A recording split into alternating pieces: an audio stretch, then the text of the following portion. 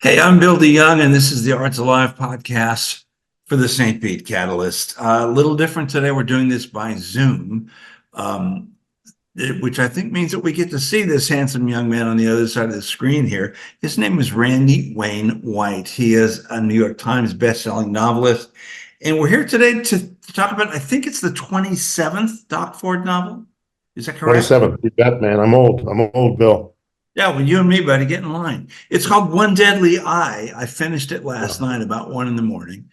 And Oh, so geez. it's still spinning around in my head like Hurricane Ian might have done. And so lots of questions. This has to do with a hurricane coming into Dinkin's Bay, a Cat 5, very intense. And as we know, as the world knows, Ian in 2022 devastated Sanibel and parts of Fort Myers where you live. How Direct hit. closely does the storm in this book parallel what you went through? In terms of details about the storm itself, exactly. And it's the third direct hit I've gotten by hurricanes. And I have evacuated the hurricane turn 2017. The hurricane made an abrupt turn, came right up Central Florida, at least a defunct gun club near Punta Gorda. And the eye of the hurricane went right over me after You know, it's funny because I read something like that in the book, and I said, I think you once told me a story very similar to that. Absolutely true. So you didn't evacuate this time, is the point. Well, and the peninsula, 400 miles long, 150 miles wide. You grew up St. Pete, you know the area better than I. Yeah. Evacuate where? But on I-75 in a horrific rainstorm, wind, lightning, no fuel stations between Homestead and Atlanta, quite literally, no hotel room. That's quite dangerous in itself. 2004, I got a direct hit in my old house on Pine Island, an old yellow pine structure built in the late 1800s, early 1900s. And whether that storm got a direct hit, tornadoes were horrific. The house next to me, this is 2004, imploded. The house right down the street collapsed. But because the elevation of the Indian Mound and that wonderful old yellow heart Florida pine, part of the roof came off, had a lot of water damage, but it was bad. And I didn't think that it could be any worse. So 2017, as directed, we did evacuate, drove inland 40 miles from where the storm was supposed to hit, got another direct hit. We followed the rules. We had to use chainsaws and tractor to cut our way out. Went back to Sanibel, could not get back on the island. Good security move. I'm not complaining, but they wouldn't let people on. Yeah. And then go where? There are no hotels. And so I'd been through it. I thought I'd seen the worst there can be. And I chose to stay on Sanibel. And in hindsight, I would not have done it. But I'm very glad I did, because I told myself as the storm was approaching, I'm going to pay attention this time.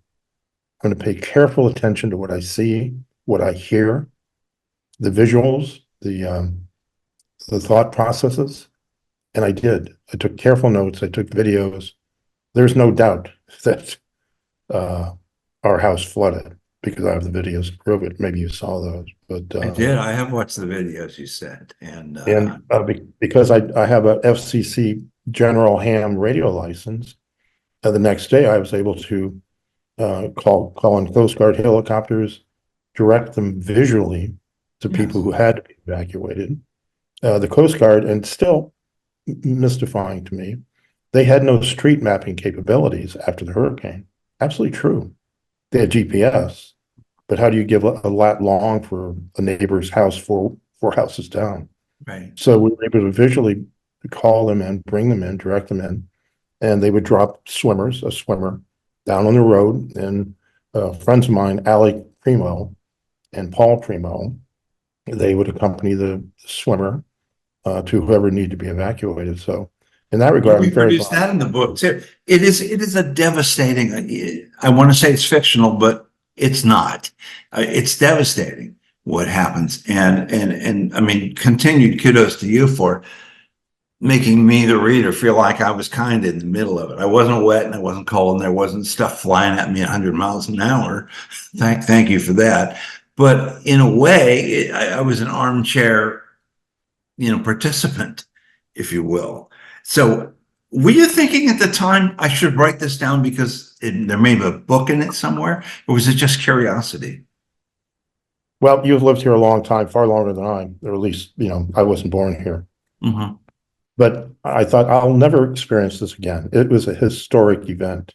Yeah. I pay attention, and whether it becomes a novel or not, I adore history, kind of an amateur historian. Yeah. And so it slowed everything down for me. Just that focus in what is happening. What am I seeing? What am I hearing? I was very curious about the animals and folklore, animals, birds, etc. They know when to evacuate. Yeah. Our birds didn't. The trees were littered with white feathers from white ibis and snowy egrets and herons and ospreys, rats. Rats got when that title search came through, Bill. It was like being at the mouth of a mountain river. This black rush of water, like outgoing tide at Boca Grande Pass. If you got in it, there was no getting out of it. The way you describe it, Randy, as the petroleum products and all the sort of levels of human created crap in the water creates this sort of toxic, I don't know if it's toxic, but really nasty sludge that's not really water, not really mud. It was like a Vaseline, but with this petroleum byproducts and herbicides, pesticides. Yeah. All this detritus, this human detritus. Yeah. I wanted to write a novel that was a fast, thrilling read. I hope I did that. Mm-hmm. But I also wanted it to become a historic document. And hopefully I succeeded because what I saw is what I wrote in One Deadly Eye. When we talk about Sammy and his family and the Guatemalans and those people, Yeah. what's that based on? I mean, obviously they weren't there in the house with you. So, I mean, is this where your sort of writerly instinct kicks in? I saw this, I can create a scene where this happens to somebody that Doc Ford loves, or his friends. It actually happened to my Mexican friend, Big Sammy Martinez. It did. And my Guatemalan friend. Yeah, they lived in a little tenement area on the other side of the Sanibel Causeway, near Punta. Yeah. Shortly after the storm, after my wife and I got off the island, I went looking for Sammy because I thought, I knew they didn't run away. And I found them and they had barely survived. They'd had to climb out a window onto the roof, as in the book. Yeah. And one of their neighbors died. Another neighbor committed suicide. They had children all clinging to this portico off the roof of their one-level tenement house. That scene in the book was scary. Come on, that was a scary scene. When they go through the window, that was, oh man. That happened to Sammy. It actually happened. And I said, "How are you doing, Sammy?" My Spanish is terrible. Yeah. But they had no fresh water. They had no electricity, no AC, nowhere to sleep. So I went and got him a generator, and they started crying. It was very touching. But no one had been to check on them. No one. And I don't know how many people in that demarcated society, call them the Shadow Society. I have no idea how many died. I don't know. But you talk about the response, obviously, from emergency personnel and law enforcement. Once this thing is coming, they're gone. They can't get there. Well, let's not even talk about the causeway being out, but they're not going to come for a while. Well, they can't. They can't. It's just too damn. Even if they could access it, it's just too damn dangerous. It's absolutely too dangerous. And we have the very best there is. Coast Guard, local law enforcement, state government did a superb job afterwards, but there's only so much they can do. In the book, I relate because I do have ham radios. Yeah. Fewer now than I did because I lost a bunch of stuff. But yeah, of listening to the distress calls on a Marine VHF handheld radio, channel 16, 22 Alpha, horrific calls, desperate calls for help. One was from a sailor, a guy in a sailboat in Estero Bay. I think he died. A man, his wife had been swept off the porch on Estero Island. People call it Fort Myers Beach. It's Estero Island. And absolutely nothing I could do, nothing anybody could do. It is it's a lonely, dangerous time. Again, I would urge people to evacuate. And my rule of thumb is wherever I go, don't go. That's the hurricane seems to follow me. But It seems that way. I didn't want to say that, but yeah, I'm glad you live there and I live here. What can I tell you?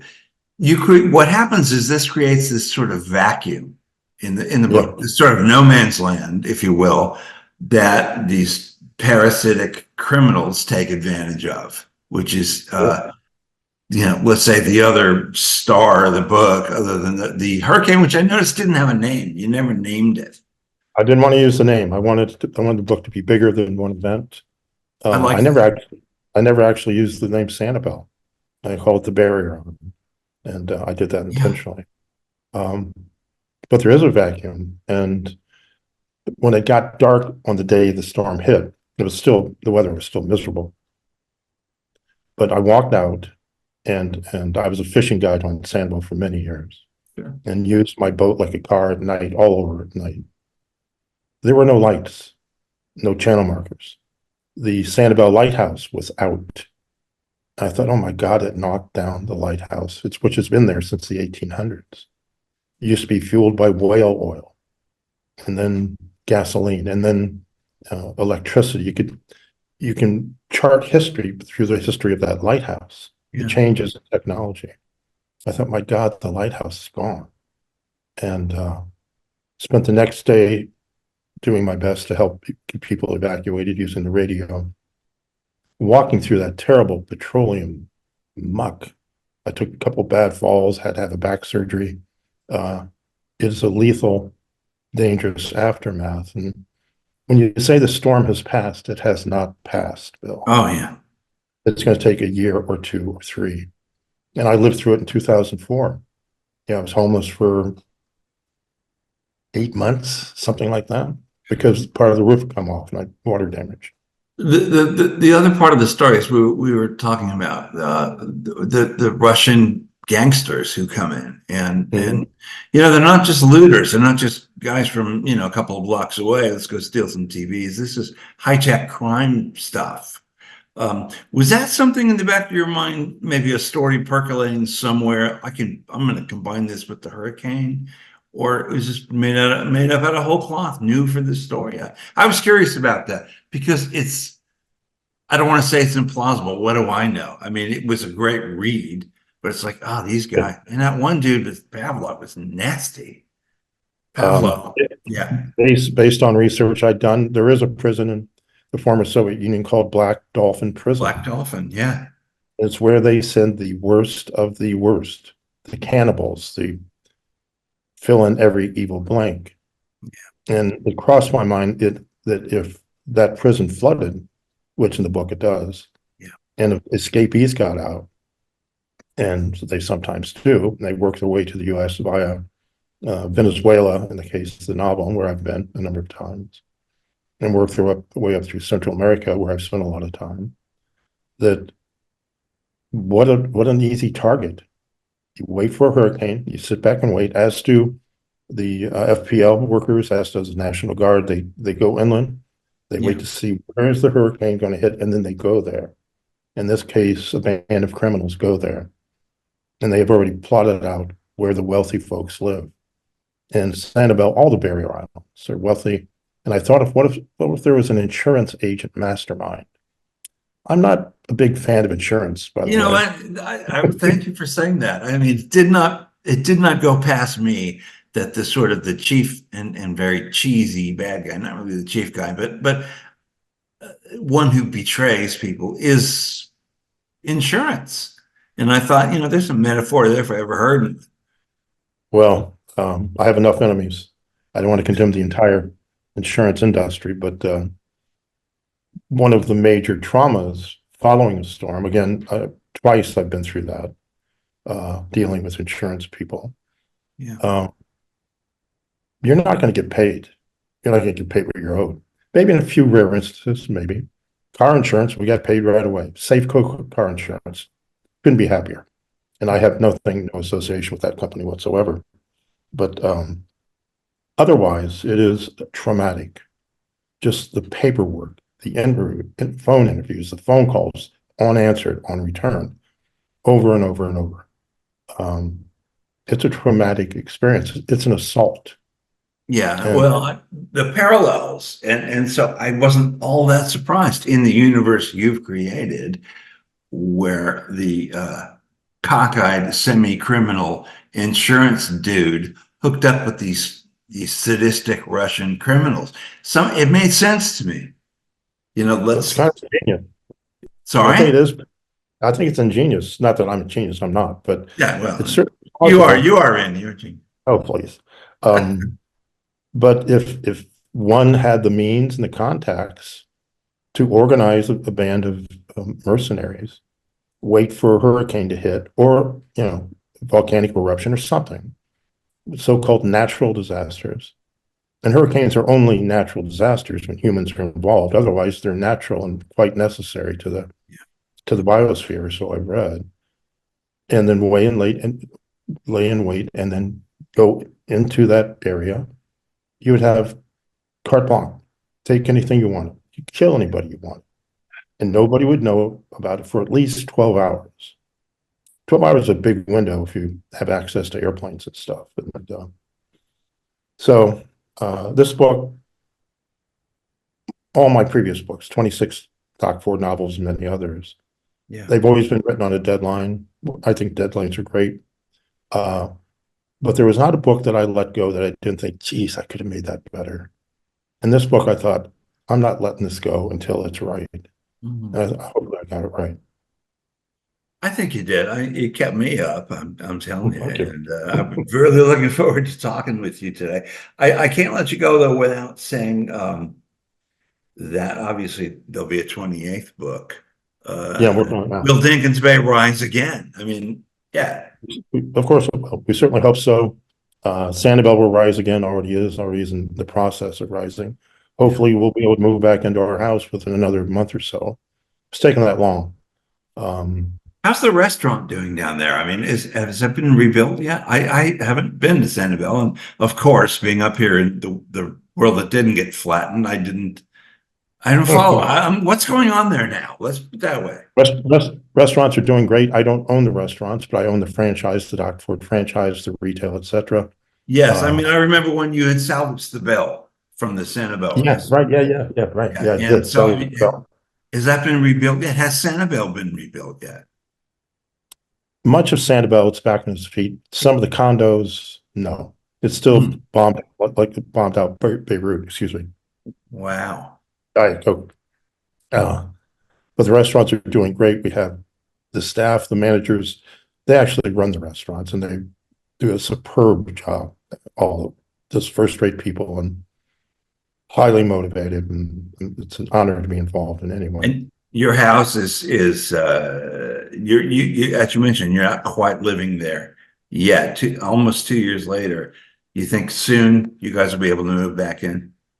Oh yeah, yeah. No, it's Yeah. almost ready now. Mhm.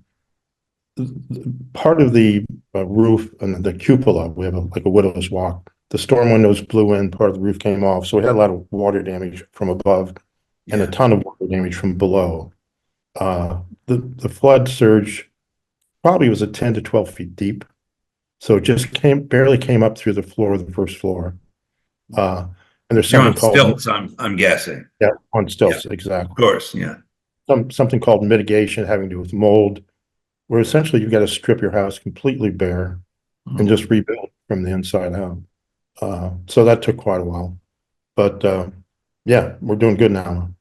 You're in St. Petersburg this week. We're going to close with talking about you have a couple of public appearances this weekend. Is this Yeah, book out? Is it published now, or did I get some really cool it advanced comes look? it comes out June 4th officially. I'm trying to look for my schedule now. Comes Well, out June I've 4th got your officially. weekend dates here in St. Petersburg, Sunday Yeah, and Monday. But June 2nd, in other words, St. Pete. if someone comes to the restaurants or to Tombolo to see you this weekend, can they get the book there? Will it be Absolutely. Or they okay? can pre-order it, bring the book with them. I don't care. They can just show up and say, I like meeting people, and it's been Yeah, a cluttered year for me. but it's out there. Oh, you got a lot of catching up to do with people. Let's talk about your schedule though. Sunday from noon to 3, you're at the Doc Ford's Rum Bar and Grill on Jungle Terrace, which is Bay about Pines Jungle Terrace. Yeah, man. Great place. actually about a half a mile from where I'm sitting right now. Good. Monday, yeah, maybe I'll see you there. I'll just wander over. Monday from noon to 3, you're at the Dock Fords on the pier. Is that fine Yep. with your schedule? Got it. Okay. 7 o'clock on Monday, you're at Tombolo Books. Do you Tombolo, do great bookstore. One of the great independent bookstores in Florida. Tombolo is one of those, I mean, it started, Candace and Elsie started it right before the pandemic. Oh, And during the God. pandemic, they were wearing masks on bicycles, delivering books to people. So that's a survival story right there. And now they're flourishing and doing absolutely great. And they so deserve it. Uh, Yeah. Independent bookstores have taken such a beating from Amazon, Barnes and Noble. I wouldn't be where I am today without the strong independence. So I urge people, uh, come to Tombolo Books. I'll talk about writing. Uh, if people are working on a book, I'll answer any questions. Not that I'm an expert, but maybe I can help them. I like doing that. Yeah. And maybe I'll bring some bottles of rum if that's legal. Well, and if is this Tombolo or the pier? Because I'm wherever you're bringing the rum, that's where I'm coming. Let's do Well, we Tombolo. certainly we have rum at Doc Ford's Rum Bar and Grill at the pier. Yeah, I don't want to pay for it. If you're bringing a bottle, we're sitting down. I'll bring a Hey, bottle. I think I asked everything on my list here, plus a whole lot more. Randy Wayne White, such a pleasure always to Great speak seeing to you, you. man. Hey man, and I'm glad that things are, coming around as we knew they would, There. but 2 years. So I'll look forward to the next one. If I don't see you, I'll see you at Tombolo Monday. And I look all the forward to best, that. all the best with everything. And in the meantime, I will. My God, I what a book, don't know if I Skyway. got on the recording. Randy said he was going to reread my Skyway book, so thank you. Yeah, if you know That book, anybody, that book is going to last 100 years. It really dude, is. dude, What an event. from what do they say from your mouth to God's ear or whatever that is? I know. If you know anybody in Hollywood, and I think you do, talk to them about it. But thank you for that. Listen, Randy, all the best, my friend. We'll see you down the road. Good seeing you, Bill. Take care, my brother. All right.